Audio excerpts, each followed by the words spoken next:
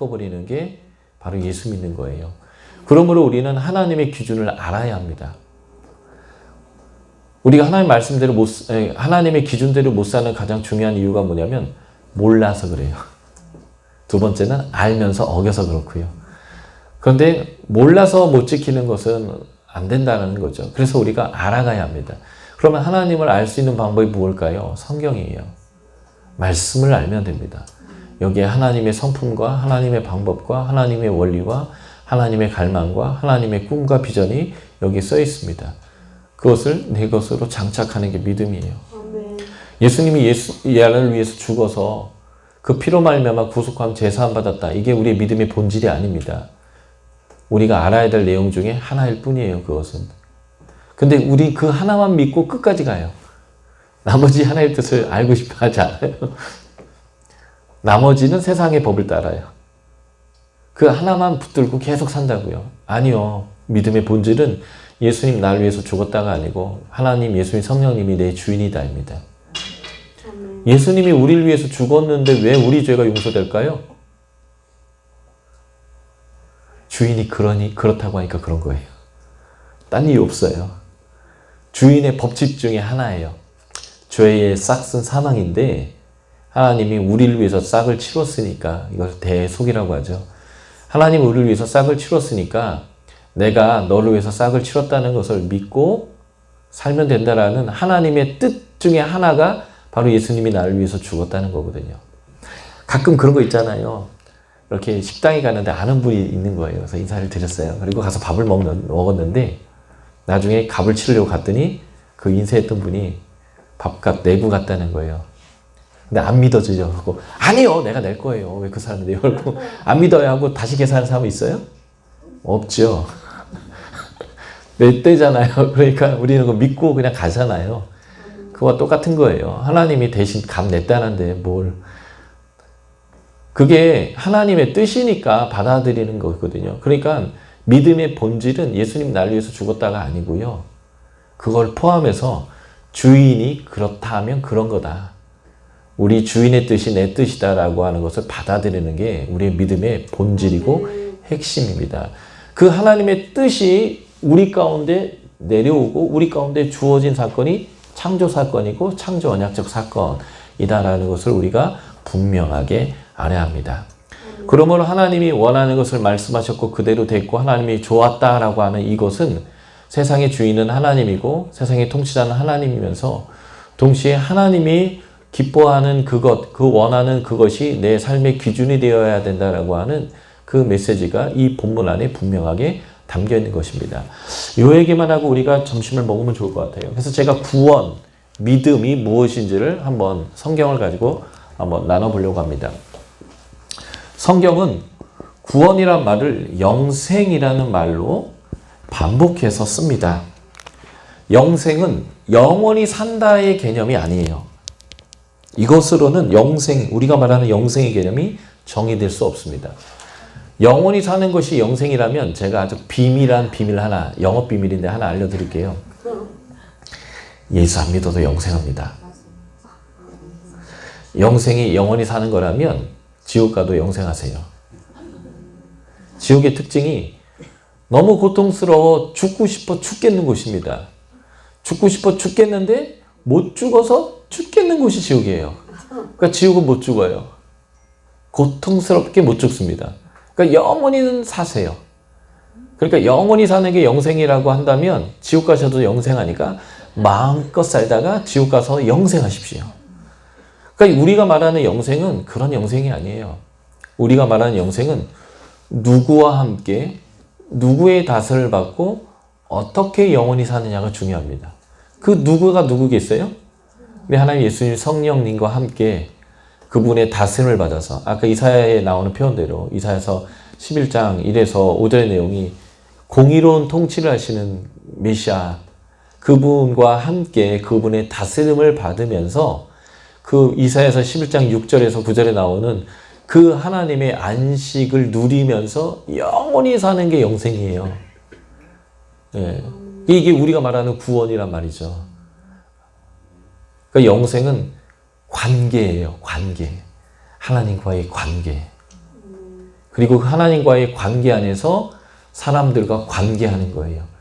이것이 영생의 본질인데 요한복음 3장 15절 우리가 15절 16절 같이 우리가 한번 읽어볼까요? 다 하실 말씀인데요. 한번 찾아보죠.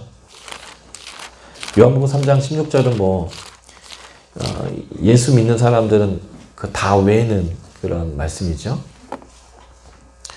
요한복음 3장 15절 16절 같이 한번 읽겠습니다. 준비되셨죠? 찾으셨나요? 읽겠습니다. 시작.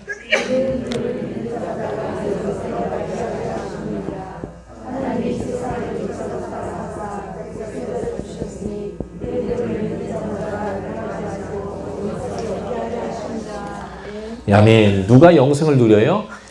믿는 자가.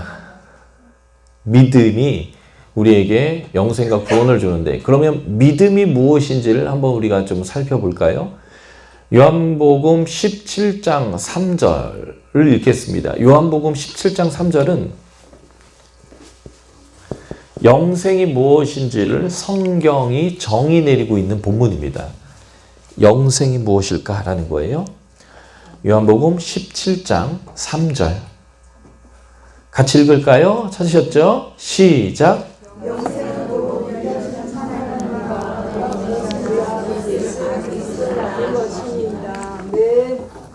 예, 영생은 뭐냐면 아는 거예요. 아는 것. 누굴 알아요? 하나님, 예수님, 성령님 아는 거예요. 그러므로 믿음은 하나님, 예수님, 성령님이 누구인지를 아는 것입니다. 믿음이 좋은 게 뭘까요? 신념이 강한 거요? 아니에요. 믿음이 좋은 것은 하나님, 예수님, 성령님에 대해서 잘 아는 것을 얘기합니다. 자, 보세요. 100m 달리기라는 사람이 있는데 100m를 10초에 뛰는 사람이 있어요. 엄청 빠른 거죠. 근데 그 사람이요. 여기가 출발점이고 저 끝이 100m 달리기 끝인데 탕 소리와 함께 휙 돌아가고 저쪽으로 뛰어보세요. 그가 빠르면 빠를수록 골로부터 멀어지잖아요.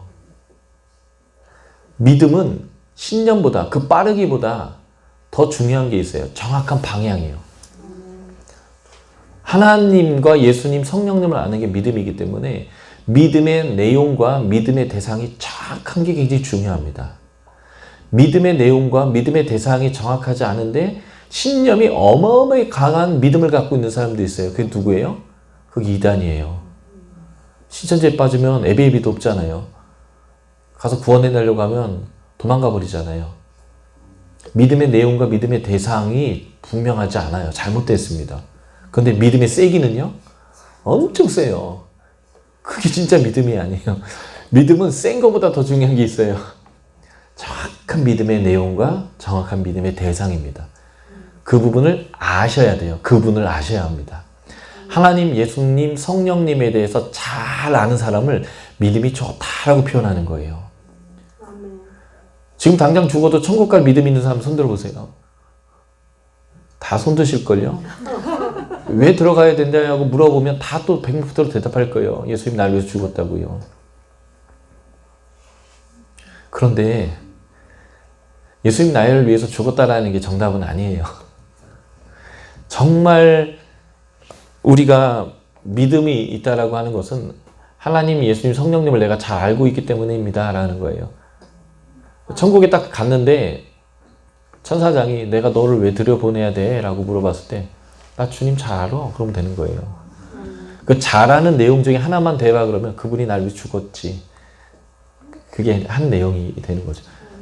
나랑 주님하고 잘 아니까 가서 얘기해봐 하는 건데 사실 천사장이 물어봤을 때 내가 잘 안다는 대답을 하기도 전에 저 끝에서 주님이 얘기해요. 쟤 내가 알아. 들여보내. 이러신다고요. 믿음은 알미예요. 하나님, 예수님, 성령님에서 잘 아는 것입니다. 잘 알려면 성경을 알아야 돼요. 그런데 신기한 건요. 성경을 안 읽는데 믿음이 좋은 사람들이 많아요. 천국 갈 믿음이 있어가지고요. 성경 읽어야 합니다. 성경도 안 읽으면서 성경을 공부하지 않으면서 설교를 잘 듣지 않으면서 한 귀로 들었다 한 귀로 그냥 바로 새는 사람들, 마음에 새기지 않는 사람들이 스스로 확신하고 있는 게 난 믿음이 좋다는 거예요. 믿음 좋으려면 말씀을 읽든지 설교를 잘 듣든지 성경 공부를 하든지 묵상을 하든지 암송을 하든지 뭘 해서라도 하나님 예수님 성령님에 대해서 잘 아는 자가 되는 것이 믿음이 좋다라는 거 분명히 인지하셔야 됩니다. 요한복음 1장 12절 한번 읽어볼까요? 요한복음 1장 12절입니다. 다 외시는 말씀이에요. 제가 모르는 얘기 가지고 하는 거 아닙니다. 요한복음 1장 12절 같이 읽겠습니다. 시작. 영접하는 자.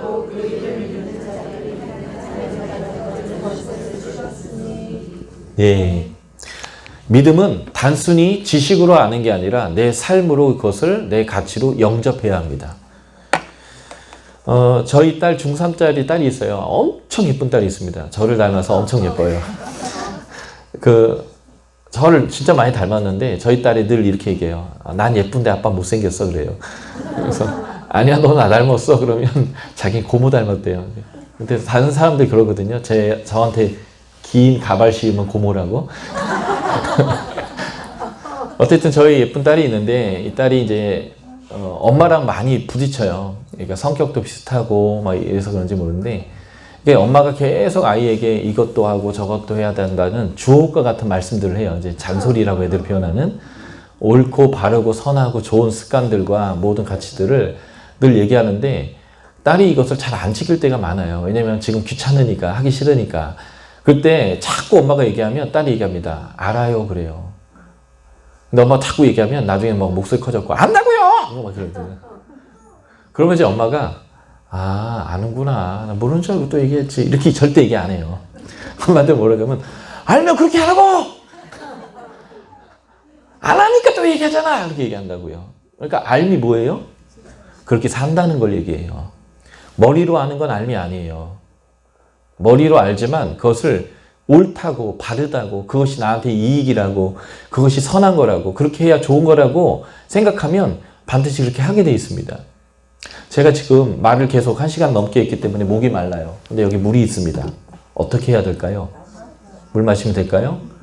기도하면 안 될까요? 제가 한 3박 4일 금식 기도해가지고 가람을 해결하는 방법 없을까요?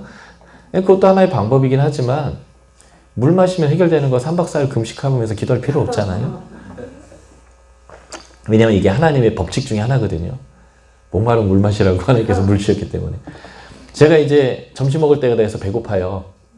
배고픔을 해결하기 위해서 3박 4일 금식 기도를 할까요? 빨리 끝내고 밥 먹을까요? 빨리 끝내고 밥 먹는 게 낫잖아요. 제가 피곤해요. 그러면 강의 끝나고 가서 잘 수 있어요. 이불도 깔려 있어요. 자면 될까요? 금식 기도 시작할까요? 피곤함 해결하기 위해서. 예, 자면 돼요. 목마르면 물 마시고요. 배고프면 밥 먹고요. 피곤하면 자면 돼요. 당연한 거잖아요. 이게 제가 아는 믿음이거든요. 그래서 저는 그걸 고민도 안 하고요. 그런 상황이 되면 그렇게 반응합니다. 예, 그러니까 믿음은요. 아는 대로 살기 위해서 내 가치로, 내 언어로, 내 관계의 법칙으로, 내 돈 쓰는 그 방법으로 그 가치를 수용하는 거예요. 이 영접한다는 말이 딴 거 아니거든요. 받아들인다는 거거든요. 요한복음 1장에 보면 그 생명의 빛이신 하나님이 어둠 가운데 비쳤더니 세상 가운데 비쳤더니 어둠이 깨닫지 못하더래요. 자기 백성에게 비쳤더니 어땠대요? 영접하지 않더래요. 그러나 영접하는 자, 곧 그 이름을 믿는 자들은 하나님의 자녀가 되는 권세가 있습니다. 빛이 왔다는 거 다 알았어요. 그런데 유대인들은 어떻게 했어요? 영접지 않았잖아요. 세상은요, 깨닫지도 못했어요. 아는 것이 끝이 아니라 받아들여야 됩니다. 한 구절만 더 읽을게요. 요한복음 3장 36절입니다. 믿음이란 무엇인가를 성경을 가지고 우리가 정리하는 거예요. 하나님이 선하다 하는 것을 우리의 삶의 기준으로 받아들이는 것. 요한복음 3장 36절 찾으셨죠? 네. 같이 읽겠습니다. 시작. 아들을 믿는 자에게는 영생이 있고 아들에게 순종하지 아니하는 자는 영생을 보지 못하고 오히려 하나님의 진노가 그 위에 머물러 있나이다. 아멘. 네. 이 36절은 같은 말을 반복하는 동의대꾸를 자주 사용하는 유대인들의 방식을 쓰고 있는데 그 반복하는 게 대꾸인데 반복할 때 강조하기 위해서 같은 내용을 반복하면 같을 동자의 뜻에 의해서 동의대꾸고요. 이걸 반대로 말할 때 더 강조될 때는 반의 대꾸를 쓰는데 지금 이 36절은 반의 대꾸예요.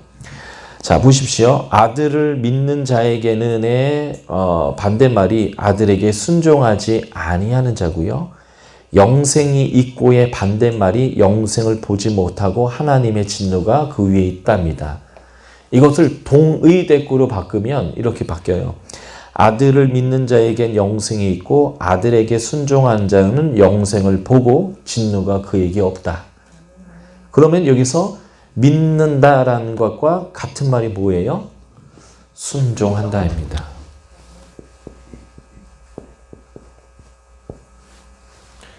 믿음을 예수가 날 위해서 죽었다라는 지식 습득으로 생각하시면 안 돼요. 믿음은 하나님, 예수님, 성령님이 뭘 좋아하고 뭘 싫어하는지를 알고 그 기준을 내가 기준으로 수용해서 내가 그렇게 사는 거예요. 마치 목마르면 뭐 해요? 물 마시지. 배고프면 뭐 해요? 밥 먹듯이. 피곤하고 졸리면 자듯이. 그냥 상식이잖아요. 하나님의 기준이 내 상식이 되는 것, 이게 영생이에요. 자, 저희 딸에게 저희 아내가 늘 하는 말 중에 이런 말이 있어요. 애가 학교를 마치고 돌아와서 다녀왔습니다 그래요. 그럼 저희 아내가 제일 먼저 하는 말이 있습니다. 야, 손발 씻어. 뭐 어려운 얘기도 아니에요. 근데 저희 딸은 네 라고 대답합니다. 그리고 소파에 벌렁 누워가지고 하루 종일 참았던 스마트폰을 켜가지고 유튜브를 봐요. 저희 딸이 방탄소년단을 좋아하는 아미거든요. 그래서 반쯤 미친년이에요. 그 아미 보면서 그거 보냐고 또 한 15분 지났어요. 근데 아내가 손발 씻어라 또 얘기해요. 네 그래요. 30분에서 안 씻어요. 손발을 씻으면 누가 병이 안 걸려요? 자기 병이 안 걸리죠. 또 아내가 얘기해요. 밥 먹고 나면 양치해라. 자기 전에 양치해라. 그럼 또 대답은 진짜 잘해요. 네 그래요. 가서 누웠는데 너 일로 와봐. 그리고 제가 입 벌려봐. 근데 양치 안 해서 빨리 일어나 다시 닦고 수없이 하거든요. 양치를 잘하면 누가 이가 안 썩을까요? 자기 이가 안 썩거든요. 그러니까 부모가 하는 잔소리는요. 거의 대부분이요. 걔가 병 안 걸리고 행복하도록 하는 그런 겁니다. 그거 순종하면 지가 병 안 걸리고요. 치아가 안 썩고요. 지가 행복해집니다. 우리가 하나님께 하는 순종을요. 오해하지 마세요. 하나님 위해서 뭔가 대단한 거 해드리는 거라고 생각하지 마세요. 하나님의 질서를 따른다는 것은요. 내 삶의 가장 행복한 삶을 결정하는 거예요. 하나님이 우리에게 요구하는 순종은요. 하나님을 위해서 뭘 하라는 게 아니에요. 하나님 뭐가 부족한데요. 하나님 뭐가 필요한데요. 하나님이 우리에게 얘기하는 순종은요. 우리가 행복하기를 원하는 거예요. 이게 창조의 목적이기도 하고요. 그래서 믿음은 이렇게 사는 것이 나에게 영생이구나, 행복한 거구나, 나에게 기쁨이구나, 안식이구나, 이렇게 사는 것이 평화구나, 이렇게 사는 것이 모두에게 유익구나라는 것들을 수용하는 거예요. 받아들이는 겁니다. 그리고 나를 위한 그분의 뜻을 순종하는 거예요. 그러면 희한하게도 말 잘 듣면 지를 위한 순종을 했는데 부모가 좋아하면서 용돈도 더 주고 먹을 것도 더 사주고 막 잘해줘요. 지를 위한 순종을 했는데도요. 그죠? 예, 지 잘되라고 한 거 지가 해서 지에게 이득 받는데 그거 잘했다고 또 부모는 또 엉덩이 뚝뚝 뚫어주면서 용돈 찔러주고 착하다 칭찬하고 뭐 맛있는 거 원하는 거 있으면 해주겠다 그러고 그러거든요. 예. 순종은 우리를 위한 거지 하나를 위한 것이 아닙니다. 대부분 그래요. 그리고 그거 잘하면 또 우리 하나님이 우쭈쭈쭈 해줘요. 아이고 잘했다 하면서 우리에게 또 복을 주십니다. 이것에 대한 믿음을 가져야 되는데 우리는 이렇게 생각해요. 그렇게 해서는 세상에서 바보 취급당할 것 같은데요. 무시당할 것 같은데요. 돈 못 벌 것 같은데요. 그러면 승진 못할 것 같은데요. 어떻게 정직해가지고 돈 벌겠습니까? 뭐 이러면서 하나님 뜻에 대한 신뢰를 갖지 못해요. 예수님 믿으면 천국 간다는 것까지는 제가 동의하겠는데 그 다음 나한테 요구하지 마세요. 하나님. 그건 내가 못하겠습니다. 그거 받아들여 보세요. 그게 진짜 행복을 선택하는 거거든요. 이게 바로 믿음입니다. 우리가 점심 드시고 이 창조 언약 얘기 계속 해보도록 하겠습니다. 수고하셨습니다.